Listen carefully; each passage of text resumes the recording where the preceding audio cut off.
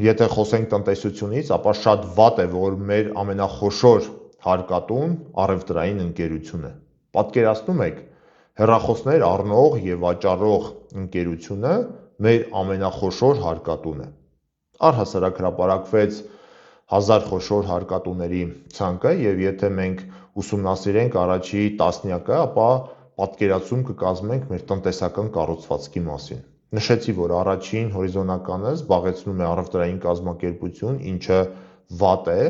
սակայն շատ ավելի վատ է, երբ այդ տասնյակում գտնվում են երկու կազմակերպություններ, որոնք որ խաղադրույքներ են ընդունում։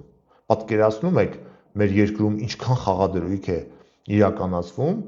որ այդ ընկերությունները այդքան շատ հարկ են վճարում եւ գտնվում են այդպիսի բարձր դիրքերում։ Տասնյակում են նաև երկու առևտրային բանկեր, դա ուրախալի է, որ բանկային համակարգը կայուն է եւ դրա ներկայացուցիչները զբաղեցնում են բարձր դիրքեր, սակայն բոլորիս հայտնի է, թե ինչ եկամուտներից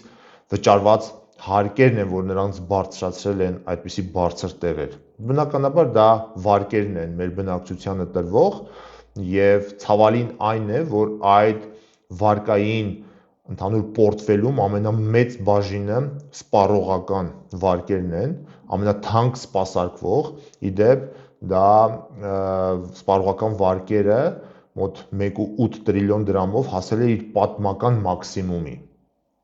Պատմական մաքսիմումի հասել նաև ընդհանուր առմամբ վարկային պորտֆելը մոտ 4 տրիլիոնից հասնելով 8 տրիլիոնի։ Եվ այդ վարկերով է նաև սպասարկվում մեր տնտեսությունը, իշխանավորներն ասում են տնտեսական աճ, չհասկանալով, որ այդ տնտեսական աճը նաև սպասարկվում է վերջին 4 տարվա մեջ մոտավորապես տարին 1 տրիլիոն վերցված վարկերով, որից ասացի, որ մեծ մասն էլ կազմում են թանկ սպասարկվող սպառողական վարկերը։ Բոլորս գիտենք, որ այս սպառողական վարկերը հիմնականում վերցնում են հասարակ բնակչությունը իրենց կենցաղային ծախսերը հոգալու համար, քիչ դեպքերում է, որ կազմակերպություններն են վերցնում